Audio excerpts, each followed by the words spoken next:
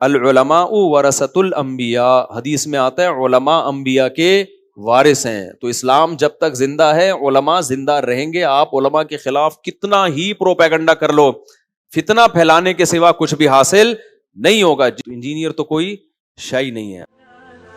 مفتی طارق مسعود کے بیانات کے لیے مفتی صاحب کے آفیشیل چینل مفتی طارق مسعود سپیچز کو سبسکرائب کریں. بھائی یہ میں نے ایک بیان کیا تھا کہ میں بار بار نہیں یہ ٹاپک انجینئر علی مرزا کا چھیڑنا چاہتا. بہت سے لوگوں کو اس میں دلچسپی بھی نہیں ہوتی، وہ اصلاحی بیان سننے کے لیے آتے ہیں، پھر وہ بھی پریشان ہوتے ہیں کہ یار کیا یہ انجینئر کا قصہ لے کے بیٹھ جاتے ہیں. تو لیکن میں اس پہ بات نہیں کرتا تو پھر پروپیگنڈا کا موقع ملتا ہے اس کو. یہ سوال بہت دفعہ لوگ پوچھتے ہیں نا کہ آپ کے جو دو بزرگ ہیں مولانا رشید احمد رحمہ اللہ اور مولانا قاسم نانوتوی، اس اعتبار سے تو دکھ ہوا کہ یہ ایک عالم دین کی زبان ہے جو ممبر رسول پر بیٹھ کے اللہ رسول کا دفاع نہیں کر رہا، 13ویں اور 14ویں صدی کے مولویوں کا دفاع کر رہا ہے.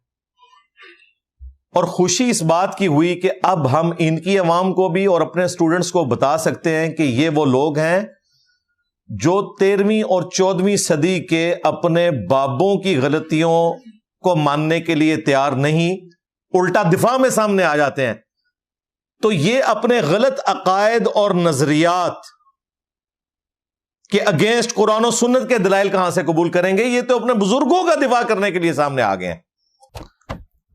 اس نے یہ مسئلہ اٹھایا کہ وہ بستر پہ لیٹے ہوئے اور ایسے سینے پہ ہاتھ پھیرا تو کہا ارے میاں کیا کر رہے ہو. تو میں نے اس پر بیان کیا تھا، ایک مذاق کا واقعہ تھا. اگر وہ خدا نخواستہ غلط کاری کرنے والے لوگ ہوتے تو یہ واقعہ یعنی وہ دو بڑے بڑے داڑھی والے تھوڑی کریں گے، اتنے بوڑھے لوگ، وہ تو لڑکوں کے ساتھ یہ عمل کیا جاتا ہے. لیکن چونکہ انجینئر علی مرزا، میں نے اس پہ بات کی تھی کہ اس کے بعض لوگوں کو گند نکلنے کا ایک ہی راستہ ہے، لیکن بعض لوگوں کے منہ سے بھی گند نکلتا ہے. تو اس نے یہ الزام لگایا کہ یہ دونوں غلط ریلیشن تھا ان دونوں کا، معاذ اللہ. تو اب میرے اوپر اس نے یہ الزام لگایا کہ مفتی صاحب ممبر پہ بیٹھ کے کتنی گندی زبان استعمال کرتے ہیں کہ دیکھو گند نکلنے کے دو راستے، منہ کی بواسیر. مفتی طارق مسعود صاحب نے مرزا جیلمی کے لیے ایک جملہ بولا جس کو مرزا جیلمی نے بڑا ناپسند کیا. اللہ معافی دے. سب سے پہلے تو انہوں نے مجھے گالیاں نکالی ہیں.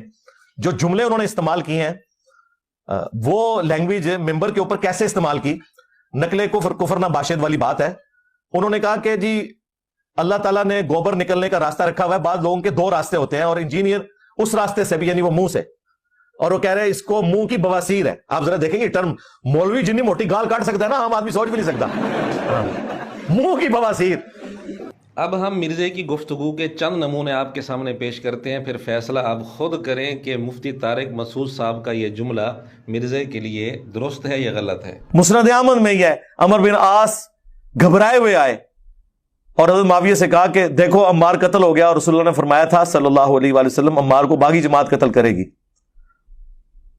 تو انہوں نے کہا تم اونٹ کی طرح اپنے پیشاب میں پھسل رہے ہو، لوگوں کو خود یہ بات بتا رہے ہو، یہ بات نہ بتاؤ. ہم نے قتل کیا ہے اس کو، تو علی اس کے ساتھیوں نے قتل کر دیا کہ لا کے ہمارے نیزوں کے آگے پھینک دیا. اندازہ کرو، ایتھو کان پھڑیا جا کے، کان بھی نہیں کوئی اور شاہی پھڑی، ایتھو کان پھڑیا جا کے، کان بھی نہیں کوئی اور شاہی پھڑی. مرزے نے یہ جملہ صحابی رسول کے لیے استعمال کیا، نعوذ باللہ. ویسے اہل حدیث تو کہیں گے کہ بریلوی جو ہیں وہ مشرکین عرب سے بھی بدتر ہیں، ویسے کہہ دیں گے، پبلکلی نہیں کہیں گے. ان کو پتا ہے وہ لین کے کٹ کے تھوڑے بابیاں دی ہوئی، ان کو پتا ہے وہ لین کے کٹ کے تھوڑے بابیاں دی ہوئی. یہ تو چاہ رہے ہیں کہ آپ چھوڑ کے چلے جائیں. ان کو یان ننگا ناچنے دیں، صدیوں سے جو انہوں نے فرقے بنائے ہوئے ہیں، ان کو یان ننگا ناچنے دیں.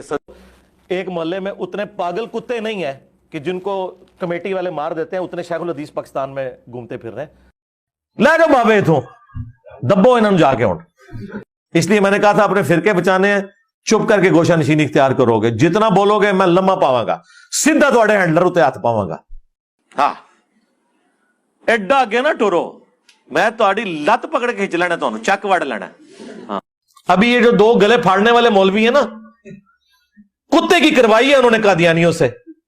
وہ ویڈیو بھی اپلوڈ ہوئی ہے, وہ دیکھیے آپ بس کتنے لوگوں نے دیکھی ہے, وہ چڑھی ہوئی ہے. میں نے اس کو بھی موضوع اس لیے نہیں بنایا کہ میں نے کہا یار یہ پھر کہیں گے پرسنل ہو گیا, آج کل وہ کرنا چھوڑے ہوئے تو ٹھیک ہے, سکون سے بیٹھے رہے. اور صحابی بھی ایک ہی ملا ہوا ہے انہیں. ہاں, وہ شیعہ نے اپنا گھوڑا نکالا ہوا ہے, انہوں نے معاویہ گھوڑا نکالا ہوا ہے. ہاں, شیعہ گھوڑا تو بنو امیہ گھوڑا. اللہ کی معصیت میں مخلوق کی اطاعت نہیں ہو سکتی.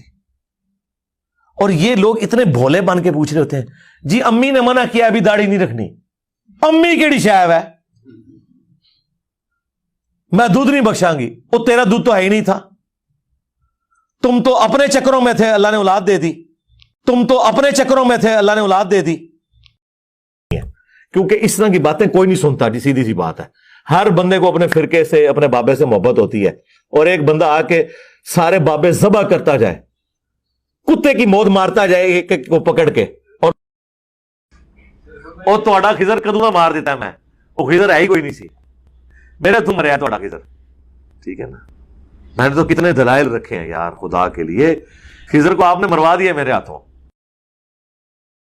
دیکھتے ظاہر جنات ہمیں نظر تو نہیں آتے جب تک کہ کوئی ایسے خاص جن جو انسانی شکل میں نہ آ جائیں, جو اکثر جمعے کے خطبوں میں ممبروں پہ نظر آتے ہیں آپ کو.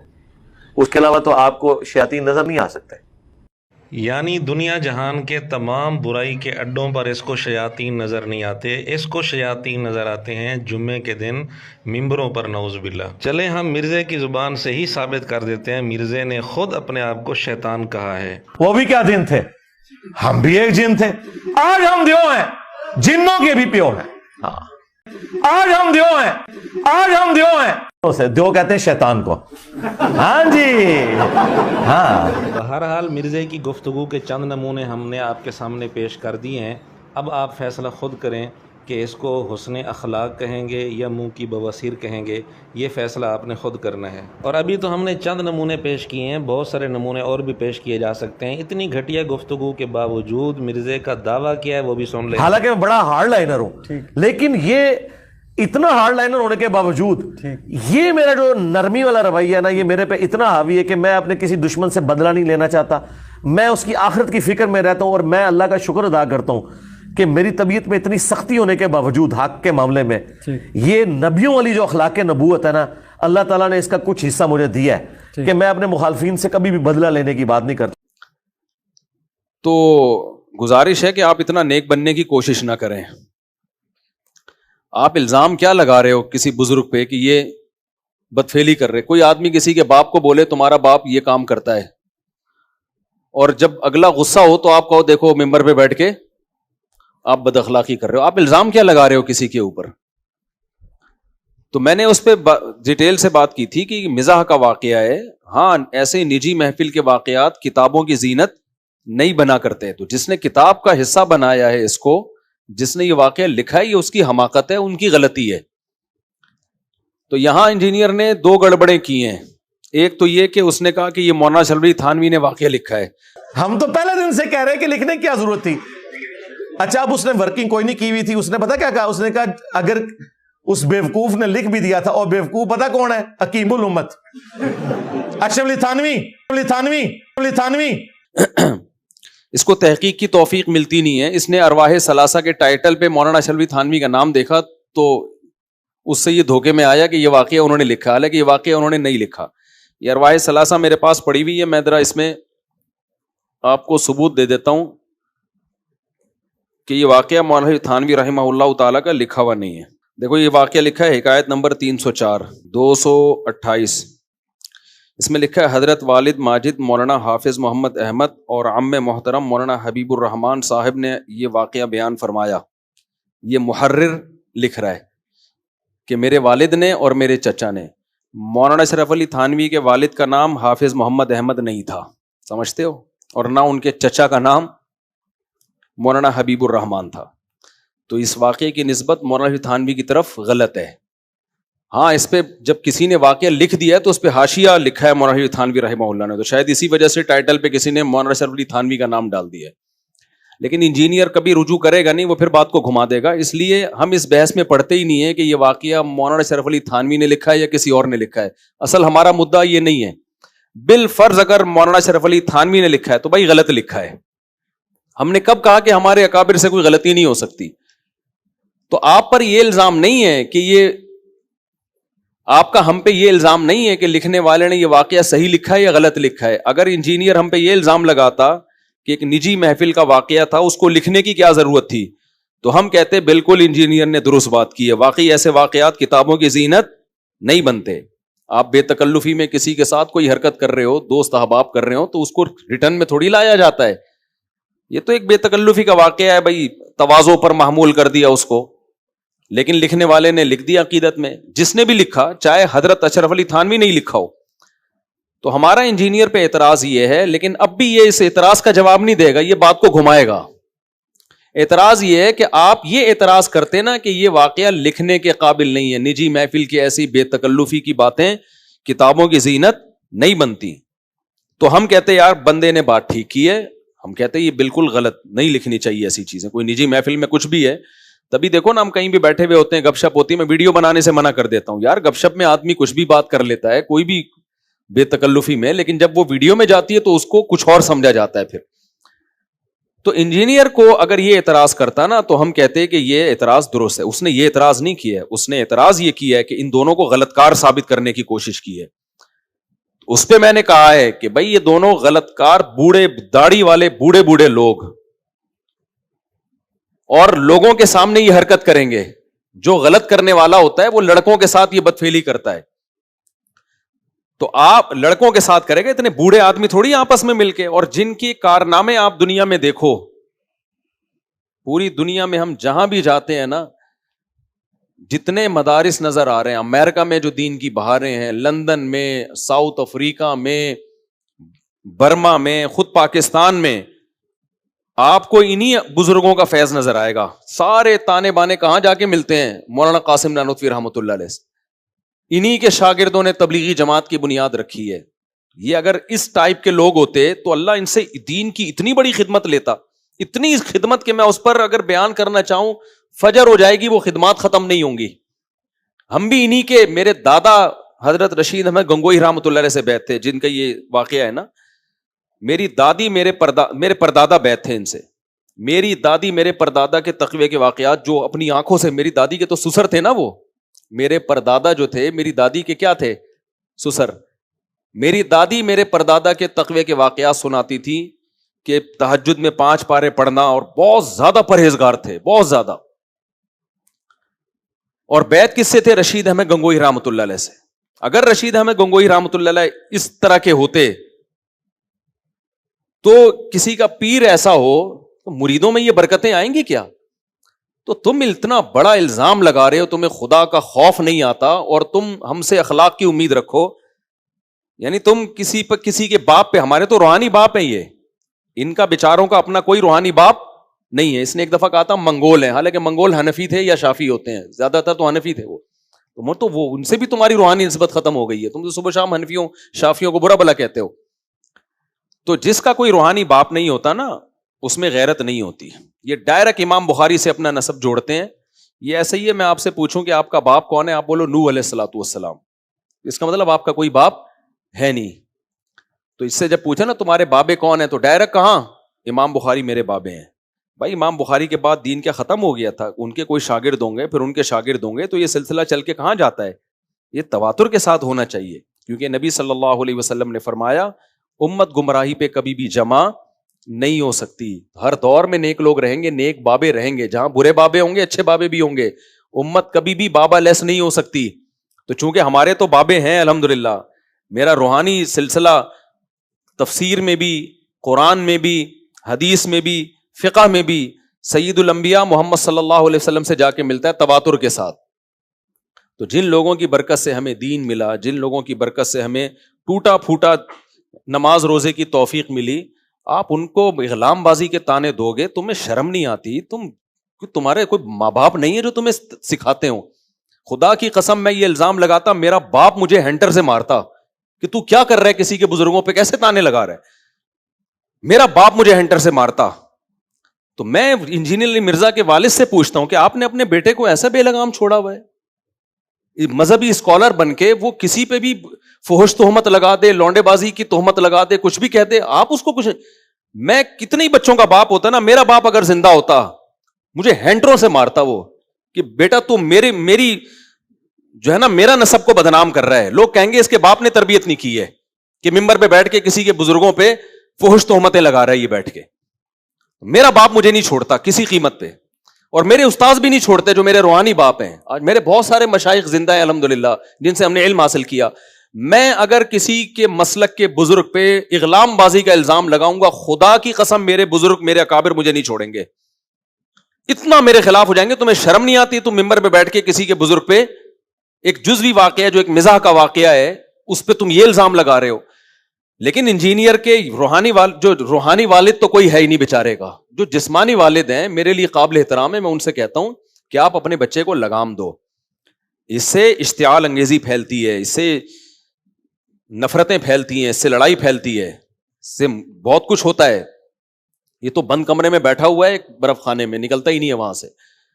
تو یہ خلاصہ یہی نکلا کہ یہ مولانا شفیع تھانوی رحمہ اللہ نے نہیں لکھا, اور بالفرض اگر لکھا بھی ہے تو بھائی غلطی ہے, ان سے انسان سے غلطی ہو سکتی ہے. اگر وہ زندہ ہوتے ہم ان سے کہتے حضرت یہ آپ سے غلطی ہوئی ہے, اگر یہ واقعہ نجی محفل کا تھا بھی تو اس کو کتاب کی زینت نہیں بننا چاہیے تھا, تو وہ مان لیتے اپنی غلطی ہے. مولانا شفیع تھانوی رحمہ اللہ تعالیٰ کی سیرت بتاتی ہے. ہمارے حضرت مفتی رشید احمد صاحب نے ان کا واقعہ بتایا کہ جب ان کی مجلس میں کوئی آتا تھا نا تو اس آنے والے پر لازم تھا کہ پہلے اپنا نام بتائے, اپنا تعارف کروائے اور پوری ڈیٹیل بتائے کیوں آیا ہے, بغیر پوچھے اس کے ذمہ لازم تھا, ورنہ وہ ناراض ہوتے تھے.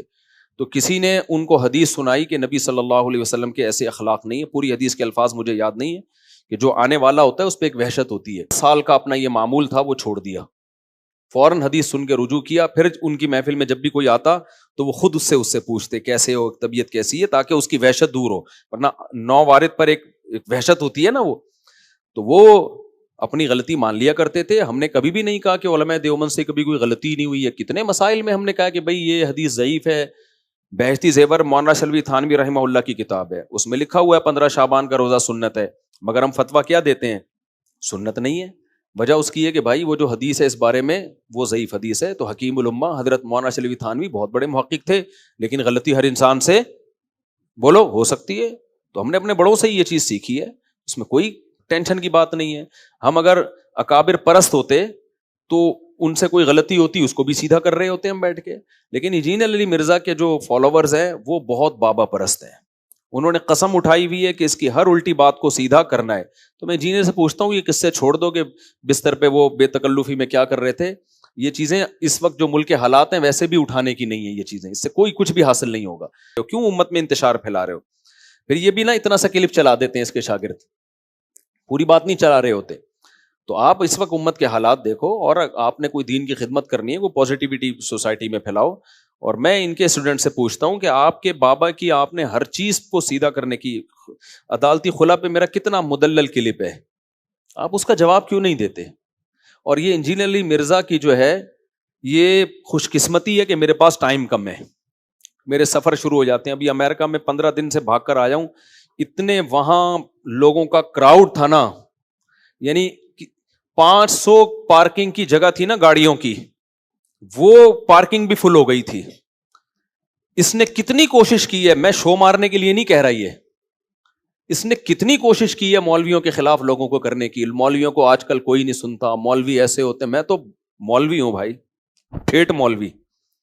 امریکہ جیسے لاس اینجلس جو ٹیکنالوجی کا ہب سمجھا جاتا ہے, لاس اینجلس اور سین فرانسسکو جو LGBTQ یعنی لبرل اور سیکولر لوگوں کی جڑ ہے, وہاں پہ اتنا کراؤڈ تھا نا, ہم نے کیمرے سے کوریج بھی نہیں کی ہے کیونکہ ہمیں نہیں تھا کہ کوئی ہم اس کے بہت زیادہ اہتمام کریں, دنیا کو دکھائیں. ہم اتنا کراؤڈ تھا کہ تصور سے زیادہ. تو آپ جتنا مولویوں کے خلاف پروپیگنڈا کرو گے نا, یہ میری عزت نہیں ہو رہی تھی کہیں آپ سمجھو کہ میں خوش ہو رہا ہوں کہ جی میرا بیان سننے اتنے لوگ آ رہے ہیں. بھائی علماء کی عزت ہے, ہم تو علماء کی خاک کے برابر بھی نہیں ہے. ہم جیسے نالائقوں کی ہو, جو صحیح علماء جائیں تو اس سے ڈبل کراؤڈ ہو, جو صحیح پراپر علماء. ہم تو ان علماء کے مقابلے میں جاہل ہیں. تو اس نے بہت کوشش کی ہے علماء کی اہمیت لوگوں کے دلوں سے نکالنے کی. جاپان میں گیا, لوگوں نے کہا جاپان میں بہت کم لوگ ہوں گے کیونکہ مسلمان ہیں ہی کم. اتنا کراؤڈ تھا نا, اتنی شدید سردی تھی, بارش ہو رہی ہوتی تھی, اور جتنا مجمع مسجد کے اندر اتنا ہی مسجد کے باہر کھڑا ہوتا تھا. تو انجینئر کو چاہیے اپنی صلاحیتیں نا مولویوں سے ہٹا کے کہیں اور خرچ کرے. یہ تمہارے جتنی کوششیں ہیں یہ 4 بے وقوف تمہارے گرد جمع ہو جائیں گے, اس سے حاصل ہونے والا کچھ نہیں ہے. العلماء ورثۃ الانبیاء, حدیث میں آتا ہے علماء انبیاء کے وارث ہیں. تو اسلام جب تک زندہ ہے علماء زندہ رہیں گے. آپ علماء کے خلاف کتنا ہی پروپیگنڈا کر لو, فتنہ پھیلانے کے سوا کچھ بھی حاصل نہیں ہوگا. جس دن لوگوں نے علماء کو سننا چھوڑ دیا آپ کی باتوں میں آ کے, تو اس کا مطلب اللہ نے اسلام کو دنیا سے اٹھانے کا فیصلہ کر لیا. اور یہ میں نہیں کہہ رہا, یہ پیغمبر نے کہا ہے. صحیح ہے بخاری, صحیح ہے مسلم کی حدیث ہے. رسول اللہ صلی اللہ علیہ وسلم نے فرمایا کہ ان اللہ لا يقبض العلم انتزاعا من صدور العلماء, اللہ قیامت میں ایسا نہیں کرے گا کہ علماء کے سینے سے علم اٹھا لے, نہ نہ نہ, ولکن يقبض بقبض العلماء, اللہ علماء کو آہستہ آہستہ اٹھانا شروع کر دے گا. تو ہوگا کیا جب عالم باقی نہیں رہے گا؟ اتخذ الناس جہالا رؤوسا, لوگ جاہلوں کو اپنا سردار بنا لیں گے. یعنی سردار سے یہاں مراد جرگوں کا سردار نہیں, مذہبی رہنما. فتویٰ ان سے لیں گے, آپ بتائیں طلاق ہوئی ہے کہ نہیں ہوئی ہے, آپ بتائیں وراثت کا مسئلہ, آپ بتائیں کہ جی یہ سود ہے یا نہیں ہے, آپ بتائیں کہ یہ حلال ہے یا حرام ہے. تو نبی نے فرمایا, بخاری مسلم کی حدیث, لوگ جاہلوں کو سردار بنائیں گے. فافتوا بغیر علم, وہ علم کے بغیر لوگوں کو مسائل بتائیں گے. فضلوا, خود بھی گمراہ ہوں گے. واضلوا, اور لوگوں کو بھی گمراہ کریں گے. تو اس کی آج ہمیں مثالیں سامنے آنا شروع ہو گئی ہیں. تو میرے جیسا نالائق آدمی جو علم عمل دونوں میں انتہائی کمزور ہے, صرف علماء کی طرف نسبت ہے, اور اس نسبت کی برکتیں ہمیں نظر آ رہی ہیں کہ اتنے لوگ ایجوکیٹڈ اپر لیول کے لوگ سننے کے, زمین پہ بیٹھ کے 2.5 3 گھنٹے سن رہے ہیں. تو بھائی یہ ہماری کیا اوقات ہے یار؟ یہ نسبت کس کی طرف ہے؟ اہل حق علماء کی طرف. تو آپ کیسے اس کو کر سکتے ہو؟ آپ اپنی صلاحیت, جیسے وہ لوگ فقہ حنفی کے خلاف بولتے رہتے ہیں نا, اس سے فقہ حنفی ختم نہیں ہونے والا. 50% سے زائد لوگ اہل سنت میں آج بھی فقہ حنفی کو فالو کر رہے ہیں. تو آپ کوئی اور کام کرو, غیر مسلم کو مسلمان بنانے کی محنت کرو. حنفی ایسے ہوتے ہیں, شافی ایسے ہوتے ہیں. ابے بھائی 99.9% امت تو حنفی ہے, شافی ہے, مالکی اور حنبلی ہے. اور یہ ہم اخباروں کی رپورٹ تھوڑی بتا رہے ہیں, دنیا میں ٹریولنگ کرتے ہیں ہم. سعودی عرب میں حنبلی ہیں علماء, وہاں فقہ حنبلی پڑھے بغیر آپ کو کوئی سرکاری عہدہ نہیں ملتا سعودی عرب میں, جب تک آپ فقہ حنبلی پراپر نہیں پڑھ لیتے. آپ انڈیا, پاکستان, برما, بنگلہ دیش, افغانستان اور آذربائیجان, بخاری, امام بخاری کا وطن بخارا, وہاں میں گیا ہوں. یہ پوری آدھی سے زیادہ آبادی مسلمانوں کی ان کنٹریز میں ہے. یہ سارے حنفی ہیں A to Z. Malaysia, Indonesia, یہ شافی لوگ ہیں سارے. تو یہی آپ کے مسلک پہ ہے کون؟ تو آپ لوگوں کو کس چیز پہ فوکس کر رہے ہو؟ سارا دن یہی ایسے ہیں, یہ ویسے ہیں, اس کا رزلٹ کچھ بھی نہیں آنے والا. آپ کی صلاحیتیں 4 بے وقوف آپ کے گرد اکٹھے ہو جائیں گے.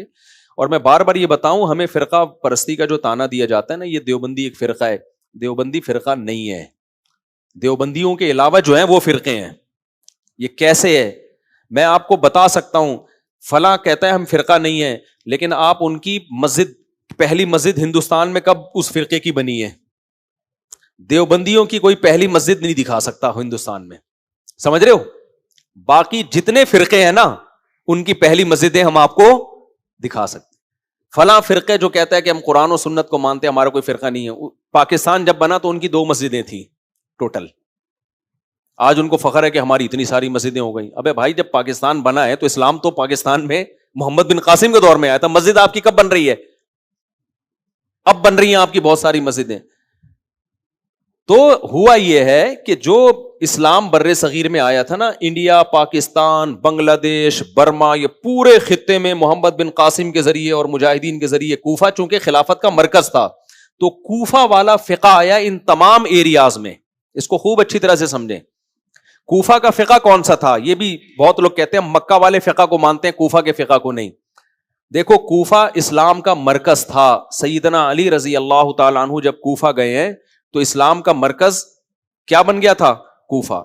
عبداللہ بن مسعود بھی تھے, وہ بھی علمی لحاظ سے بہت بڑا مقام تھا.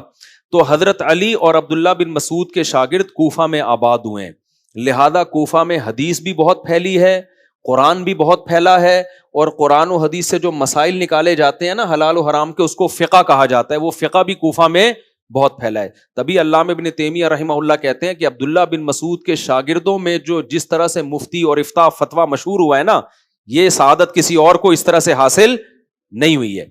تو اب کوفہ اسلام کا مرکز.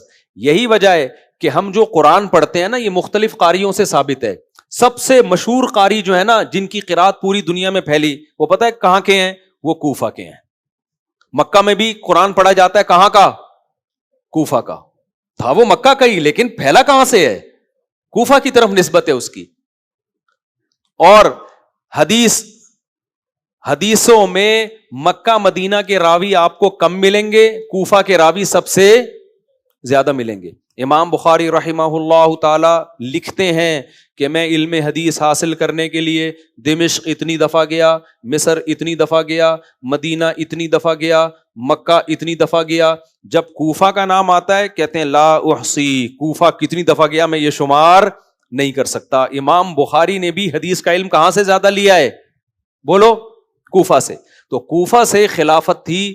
وہ جب مجاہدین دنیا میں پھیلے ہیں تو وہ ہندوستان بھی آئے ہیں, جس کو بر صغیر کہا جاتا ہے. یہاں بہت زیادہ آبادی تھی. تو آپ کا کیا خیال ہے, صرف تلواریں لے کر آئے ہیں, نماز روزے بھی لے کر آئے ہیں؟ وہ بولو نا, نماز روزے بھی لائے, فقہ بھی لے کر آئے نا, جو اسلامک لا ہے. تو جو فقہ مجاہدین لائے تھے اس وقت, وہی ہندوستان میں ہمیشہ رائج رہا ہے, اور علماء دیوبند اسی پہ کیا ہیں؟ اسی کے پابند ہیں. بعد میں یہ ہوا ہے کہ کچھ لوگوں نے اس سے انحراف کرنا شروع کیا. اب جناب احمد رضا خان بریلوی صاحب جب انہوں نے تحریک چلائی, یہ میلاد وغیرہ کو بہت زیادہ کیا, پھر کچھ عقائد میں اختلاف کیا, تو جو پھر ان کو ماننے والے تھے ان کو بریلوی کہا جانے لگا, اور جو ان کو نہیں مانتے تھے ان کو کیا کہا جانے لگا؟ دیوبندی. تو یہ نام اس وقت پڑا ہے تاکہ بریلویوں سے فرق کیا جا سکے. یہ عقائد اور اعمال اس وقت نہیں پڑے ہیں, کیونکہ ہمارے اکابر میں صرف علماء دیوبند نہیں آتے. علماء دیوبند کے جو استاذ تھے, کہ جب دیوبند کا مدرسہ ہی نہیں تھا, مجدد الفسانی رحمۃ اللہ علیہ, ایک پورا سلسلہ ہم آپ کو باقاعدہ ریٹن فارم میں دکھا سکتے ہیں. کہاں تک؟ محمد صلی اللہ علیہ وسلم تک. تو اس وقت تو دیوبندی فرقہ نہیں تھا. وجہ اس کی تھی, ضرورت نہیں تھی نام دینے کی, کیونکہ اس وقت بریلوی فرقہ نہیں تھا, اہل حدیث نہیں تھے. تو جتنے بھی آپ کو نظر آئیں گے نا علماء دیوبند کے علاوہ, ان کی مسجدیں آپ کو پتہ چلیں گی کہ فلاں سن میں یہ مسجد پہلی مسجد تھی ان کی. اس کا مطلب بھائی وہ نیا فرقہ بن کے آ رہا تھا. تو علماء دیوبند کا کوئی فرقہ نہیں ہے. جو اسلام بر صغیر میں محمد بن قاسم اور علماء صلحاء محدثین لے کر آئے, ہم اب تک اسی اسلام کو فالو کر رہے ہیں. وہ اسلام کیا ہے؟ عقیدے میں العقیدۃ الطحاویہ, جو امام طحاوی نے لکھی ہے, جو پوری دنیا میں پڑھائی جاتی ہے. عقائد میں اختلاف نہیں ہے. اور فروعی مسائل میں کس کو فالو کیا جائے گا؟ اہل کوفہ کے فقہ کو. لیکن اہل کوفہ کے اس فقہ کو مرتب چونکہ امام ابو حنیفہ نے کیا ہے, اس لیے اس کو کہا کیا جاتا ہے فقہ حنفی. سمجھ میں آ رہی ہے بات؟ جیسے امام بخاری نے کتاب کو مرتب کیا تو ان کی کتاب کو کیا کہا جاتا ہے؟ بخاری. ہے وہ حدیثی. تو کوفہ کا فقہ تھا جو حضرت علی اور عبداللہ بن مسعود کے فتووں کا نچوڑ تھا. وہ تو زیادہ تر انہی کی رائے کو فالو کیا گیا ہے. ٹھیک ہے, کہیں کہیں اختلاف بھی کیا گیا ان سے, لیکن زیادہ تر انہی کی رائے کو فالو کیا گیا ہے. تو اس لیے وہ فرقہ نہیں ہے میرے بھائی. فرقے سارے وہ ہیں جنہوں نے فرقہ واریت کے خلاف لیبل لگا کے نئے ناموں سے کام کرنا شروع کیا. تو ان سے فرق کرنے کے لیے جو علماء بر صغیر کے قدیم طرز پہ چلے آ رہے تھے, ان کو نام لوگوں نے کیا دے دیا؟ دیوبند کا نام دے دیا. ورنہ یہ اگر فرقہ ہوتا نا تو پوری دنیا میں اتنا کام نہیں کرتا. آپ ساؤتھ افریقہ جاؤ, علماء, ہاں انجینئر علی مرزا نے یہ بھی کہا ہے کہ دیوبندی فرقہ وجود میں آیا 1857 میں, جب 1857 تھا, پتہ نہیں 58 تھا, جب مولانا قاسم نانوتوی نے دیوبند مدرسے کی بنیاد رکھی. یہ بھی دھوکہ ہے. کسی مدرسے کی بنیاد رکھنے سے یہ نہیں لگتا کہ یہ نیا فرقہ وجود میں آ رہا ہے. ہوا یہ تھا کہ سارے ہمارے مدارس کو انگریز نے ختم کر دیا. وہ سارے مدارس کس کے تھے؟ علماء دیوبند کے تھے.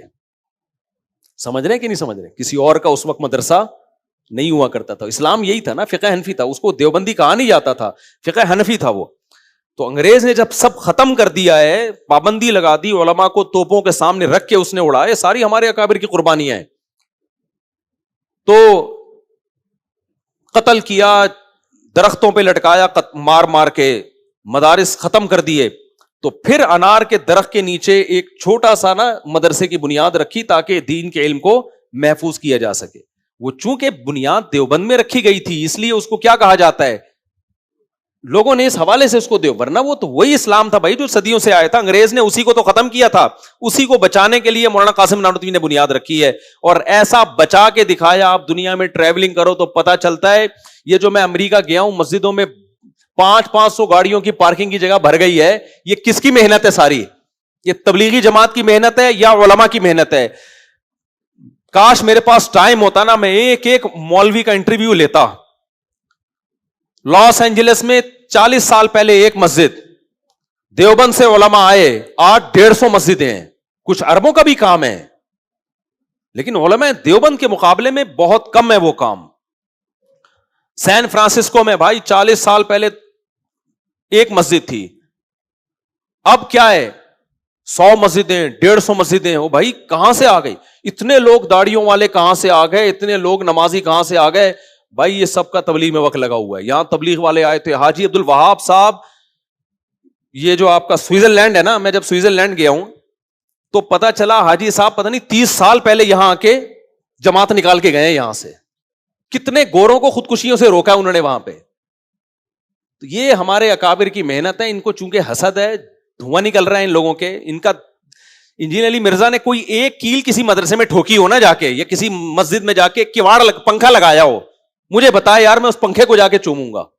کوئی 2 ٹکے کا تمہارا دنیا میں کام نہیں ہے, ایک 2 ٹکے کا کام. میں نہیں کہہ رہا سارا کام علماء دیوبند نے کیا ہے, جامع ازہر کے بھی علماء ہیں, لیکن وہ بھی میجورٹی حنفی ہے یا شافی ہوں گے. کچھ بہت تھوڑے سے ان میں سلفی بھی ہیں, لیکن وہ بھی اس ٹائپ کے سلفی نہیں ہے. وہ بھی اس کو فوکس کرتے ہیں بھائی اسلام کو سپیریئر رکھو, فرقہ پرستی میں نہیں پڑے ہوئے, وہ معتدل قسم کے سلفی ہیں. وہ بھی اسلام کو فوکس کر رہے ہیں. تمہارا تو 2 ٹکے کا کام نہیں ہے, 2 ٹکے کا تمہارا کام نہیں ہے. تم ایک بند کمرے میں بیٹھے ہو اور پھر ہمیں بزدلی کے تانے دیتے ہو. کوئی اور تانا دے یار, میں مان لوں گا میں بزدل ہوں. آپ پہ یہ تانا سوٹ نہیں کرتا. وہی جہلم 48 گھنٹے بار بار دماغ میں گھوم رسپانس دے دیتے کہ ٹھیک ہے مفتی صاحب میں تیار ہوں. ایسا دبک کے بیٹھے ہو تم, تو اب تم باتیں کرتے ہو.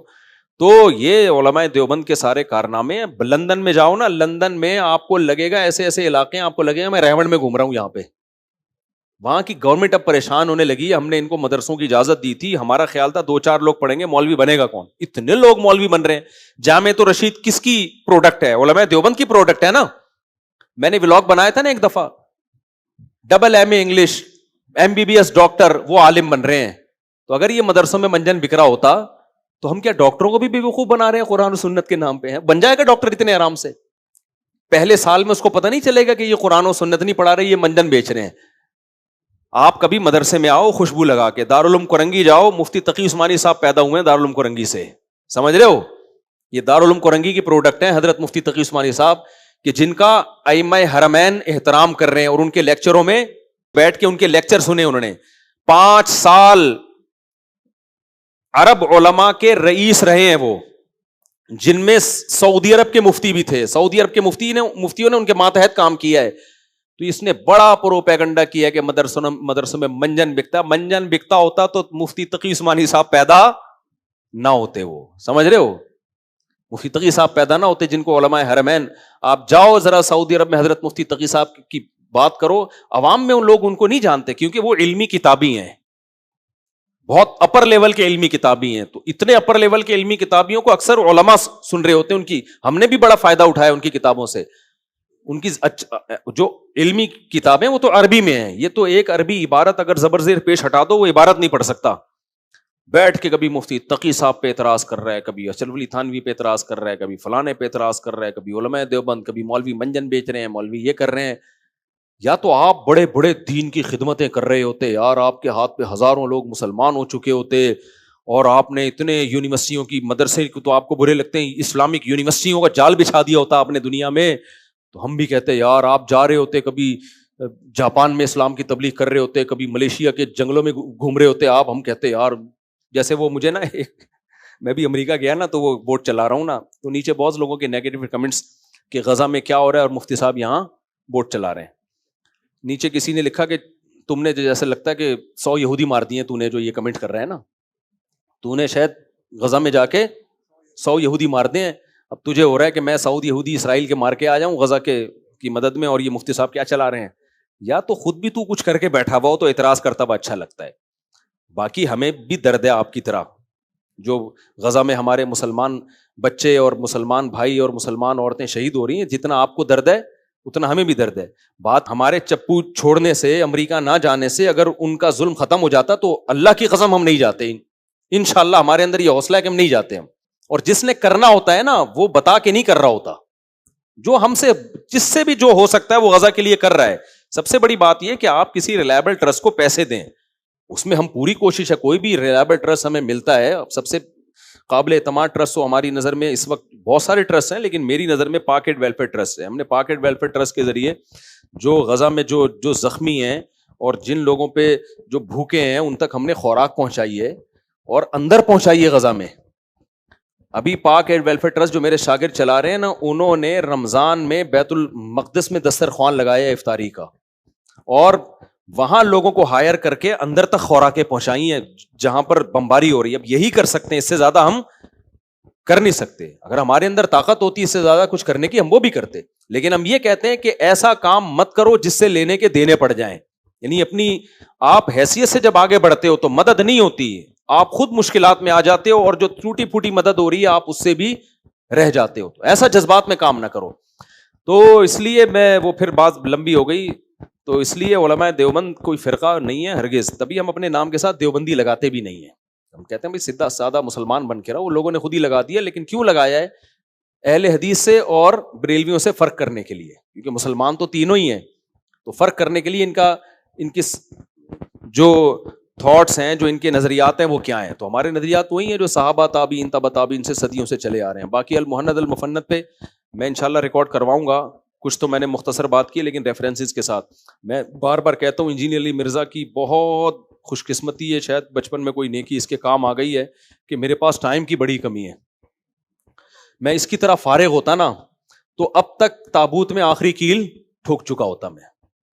میرے پاس اس کے خلاف کہنے کے لیے بہت کچھ ہے. اس نے جو المہند المفند پہ اعتراضات کیے، اور جو حیات النبی کے عقیدے پہ کیے، اور جو عرش والا مسئلہ، اور یہ جو سب ریفرنسز کے ساتھ اتنا کچھ الحمدللہ ہے. یہ عدالتی خلا تو صرف کمپنی کی مشہوری کے لیے میں نے اس پہ ریکارڈ کرایا تھا، سمجھ رہے ہو نا.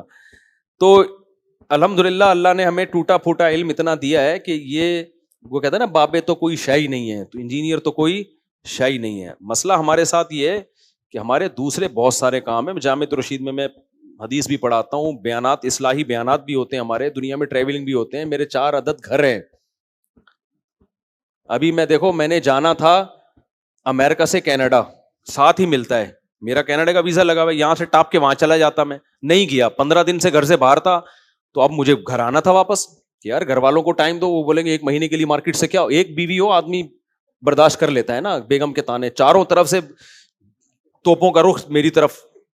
مجھے پتا تھا میں بولوں میں کینیڈا جا رہا ہوں، مجھے جو صلواتیں سننے کو ملیں گی، میں نے کہا اس سے بہتر ہے واپس آ جاؤ، 24 گھنٹے کا دوبارہ سفر کر لینا. اس سلسلے میں حاضر ہوا ہوں. اور جا کب رہا ہوں، 4 دن گزار کے منگل کو میری فلائٹ ہے زیمبیا کی. یعنی 4 دن کی چھٹی لے کے آیا ہوں تاکہ چاروں گھروں میں تھوڑا ٹائم دوں اور میں بولوں میں ہوں. تو ان کو احساس ہو کہ مارکیٹ سے شارٹ نہیں ہوا. تو یہ ذمہ داری بھی ہم نے نبھانی ہے. انجینئر کی اتنی بڑی ذمہ داریاں، ایک بیوی ہے، 2-4 بچے ہوں گے، اللہ کرے نیک بچے نکلیں. وہ اللہ ہم تو سب دعا کرتے ہیں نیک بچے نکلیں. اور تم بیٹھے بھی وہیں ہو، تمہارا کیا کام ہے یار؟ تم وہیں بیٹھے ہوئے ہو گھر میں. یہاں گھر کے گئے، بیگم کی خیریت پوچھی، واپس آ کے پھر کوئی رشید میں گنگوئی نہیں یہ کیا، اس نے اپنے نام کا کلمہ پڑھایا، اور مدرسوں میں لونڈے استغفر اللہ یہ جو الفاظ بولتا ہے وہ الفاظ بھی یہ ہو رہا ہے. بھائی ہو تو یونیورسٹی میں بہت کچھ رہا ہے، ان کو بھی بند کر دو. پھر وہ فلانا ایسا ہوتا ہے اور اس نے یہ کر دیا، اور وہ بابے تو شاہی کوئی نہیں، اور یہ ہے. تو جو فارغ بیٹھا ہو، اور اس کے سننے والے بھی بالکل فارغ ہیں بیٹھے کچھ مثبت بات سن لیا کرو یار. تو اس لیے ہم مصروف ہیں. تو انجینئر کی بہت خوش قسمتی ہے یہ. ابھی میں پوری کوشش میں پلاننگ کر رہا ہوتا ہوں بیٹھ کے کہ یار اس دفعہ جب میں سفر سے واپس آؤں گا تو میں نے ٹائم نکالنا ہے. تو ابھی میری جمع بین الصلاتین پر تو کافی لکھ لیا میں نے، عربی میں تو رسالہ میں نے لکھ لیا جمع بین الصلاتین. جو اس نے فضول باتیں کی ہیں نا کہ آپ کو شاپنگ بھی کرنی ہے تو ظہر کے ساتھ اثر پڑھ لو، اور بغیر وجہ کے بھی کبھی کبھار ظہر کے ساتھ آپ اثر پڑھ لو. اس پہ تو میں نے الحمدللہ پراپر پوری تیاری کر لی ہے. پورا اس کے دلائل جو اس نے دیے ہیں نا اٹھ پٹانگ، احادیث بخاری کی، مسلم کی، ان کی سندوں کی، جو بخاری مسلم کے علاوہ حدیث ہیں، پوری تیاری ہے. اب اس کو لانچ کرنے کا ٹائم نہیں مل رہا, پھر تراویح کا مسئلہ ہے, پھر ایک ایک مسئلہ ایسا خاندانی ایسا شاندار ہے, مزہ نہ آئے پیسے واپس. لیکن اس کی نے بچپن میں کوئی نیکی کی ہے جس کی وجہ سے مجھے فرصت نہیں مل رہی. تو فارغ آدمی جو ویلا آدمی ہے پھینکتا رہے گا, آپ بیٹھ کے لپیٹتے رہو. کوئی پازیٹیو کام کرو یار, چھوڑ دو مولویوں کا پیچھا, مثبت کام کرو. میں نے پہلے بھی اس کو کہا تھا کہ تم کوئی اچھا کام کرو, ہم بھی آپ کا ساتھ دیں گے, آپ کو اپریشیٹ کریں گے. ماشاءاللہ میں ایسے لبرل لوگوں کو بلا کے پوڈ کاسٹ کرتا ہوں, لوگ مجھے کہتے ہیں یار تمہیں کیا ضرورت ہے اس آدمی کو بلانے کی. میں کہتا ہوں یار یہ قوم کے لیے کوئی مفید کام. ابھی ہم نے کل ایک پوڈ کاسٹ کی ہے, وہ صرف لوگوں کو فری پوکٹ میں بزنس سکھا رہے ہیں, وہ بندہ جو ہے. تو میں نے اس سے پوڈ کاسٹ کی تاکہ ہم اس کو پروموٹ کریں اس آدمی کو. حالانکہ کوئی داڑھی بھی نہیں ہے اس کی, کوئی مذہب بھی نہیں, لیکن یار غربت مہنگائی میں فری میں نوجوانوں کو بزنس کے طریقے سکھا رہا ہے اور پازیٹیو وے میں سکھا رہا ہے. تو یار اچھا ہے, لوگوں کو ہمارے لڑکوں کو بزنس آ جائے, کیا خیال ہے. مجھے اسلام آباد میں بلایا بزنس کے فضائل پر, مذہب کے لحاظ سے جو گائیڈنس ہے اس پر مجھے بلایا. میں گیا اسلام آباد, حالانکہ عجیب سا ماحول تھا وہاں پہ, لیکن میں نے کہا یار میں اگر میری موٹیویشن سے کوئی نوجوان تجارت پہ آ جاتا ہے اور تو کیا ہے, میرے لیے بہترین صدقہ جاری ہے. تو ہم کوشش کر رہے ہیں بھائی سوسائٹی میں پازیٹیوٹی پھیلانے کی, لیکن کچھ لوگوں کو یہ پازیٹیوٹی اچھی نہیں لگتی ہے. تو انجینئر صاحب آپ چھوڑ دو المہند المفند. ہاں جو بابے واقعی شرک کر رہے ہیں, جن کے مریدوں میں وہ شرک نظر آ رہا ہے, تو آپ ان کے خلاف بات کرو, اور وہ بھی اچھے انداز سے بات کرو. اس کی برائی کو آپ بولو کہ یہ چیز غلط ہے, قرآن و سنت سے آپ بتاؤ یہ مزار پہ جانا غلط ہے, مزاروں کا طواف کرنا غلط ہے, یہ اسٹائل ہونا چاہیے, سب آپ کی تعریفیں کریں گے. اب آپ یہ چند بے وقوفوں سے خوش نہ ہو جاؤ کہ یوٹیوب کے جو ویوز ہوتے ہیں نا وہ اوریجنل نہیں ہوتے. دیکھو جنرل مشرف آیا تھا پاکستان, فیس بک کی فین فالوئنگ دیکھ کے, اس کا خیال تھا 2.5-3 لاکھ لوگوں نے مجھے فالو کیا ہوا ہے اور فرینڈز ہیں میرے, اور میں آؤں گا تو 50,000 تو کم از کم ایئرپورٹ پہ استقبال کے لیے کھڑے ہی ہوں گے. جنرل مشرف بیچارے کو معلوم نہیں تھا کہ یہ فیس بک کی جو فین فالوئنگ ہے نا یہ اوریجنل نہیں ہوتی, ٹھیک ہے نا. اب دیکھو آپ لوگ جو بیٹھے ہیں نا, ہمارا آپس میں آئی کانٹیکٹ ہے. ہم ان لوگوں کے بارے میں کہہ سکتا ہوں صدر سے آ رہا ہے, کوئی لیاری سے آ رہا ہے, کوئی لانڈی سے آ رہا ہے, یہ وہ لوگ ہیں جو واقعی ان کو عقیدت ہوگی. اگر ہم کوئی ٹاسک دیں تو یہ اس پر عمل کریں گے. یوٹیوب میں دونوں طرح کے لوگ ہیں, کچھ واقعی مخلص ہوتے ہیں, کچھ ویسے ہی آئے ہوئے ہوتے ہیں. تو بہت سے سوشل میڈیا پہ آنے والے لوگ اپنی سوشل میڈیا کی فین فالوئنگ دیکھ کے نا دھوکے میں چلے جاتے ہیں. ان کو نہیں پتا ہوتا کہ اگر ہم اپنے کمرے سے باہر نکلے نا اتنے جوتے پڑیں گے, یہ سارے فینز آپ کے کوئی بھی بچانے نہیں آئے گا. تو ان کو بیچاروں کو اندازہ نہیں ہوتا. اللہ کرے نہ پڑھیں, ہم چاہتے ہیں انجینئر باہر نکلے تو عزت کے ساتھ جائے, عزت کے ساتھ آئے, ہم تو ان چیزوں کے قائل نہیں ہیں. لیکن اس نے اوٹ پٹانگ باتیں کر کے نا اور اس پہ خوش ہے, میرے ایک ایک کلپ کے ملین ویوز ہوتے ہیں, یقیناً ہوتے ہیں بھائی, لیکن اس سے مشرف کو دھوکا ہوا تھا. مشرف اپنی فیس بک کی فین فالوئنگ دیکھ کے سمجھا میرے تو فینس بہت ہیں. جب بیچارہ ایئرپورٹ پہ آیا تو ایک بندہ بھی ریسیو کرنے کے لیے نہیں آیا, اگلی فلائٹ پکڑ کے واپس. تو یہ ہوتا ہے فیس بک. اچھا میرے بھائی, اب انجینئر کا ایک فین ہے, وہ فوراً کہتے ہیں بریکنگ نیوز کے نام سے نا وہ چلا رہا ہوتا ہے کہ ناظرین ایک نئی اپڈیٹ ہی آئی ہے, مفتی طارق مسعود صاحب نے پھر انجینئر کے خلاف بیان دیا ہے. تو جو بھی بریکنگ نیوز چلاتا ہے اس کو میں کہہ رہا ہوں پوری چلائیے, جو پورا بیان ہے نا میرا یہ پورا چلا دو, آدھا نہیں چلانا. آدھا چلاتے ہیں باقی پی جاتے ہیں, پورا چلاؤ آپ. مفتی طارق مسعود نے, وہ بڑا زبردست اسٹائل ہے اس کا, ناظرین ایک نئی نیوز آ گئی ہے. مفتی طارق مسعود صاحب نے پھر انجینئر علی مرزا کی بات پہ جواب دیا ہے. اس کے جواب میں انجینئر علی مرزا نے اس کو بھی بیچارے کو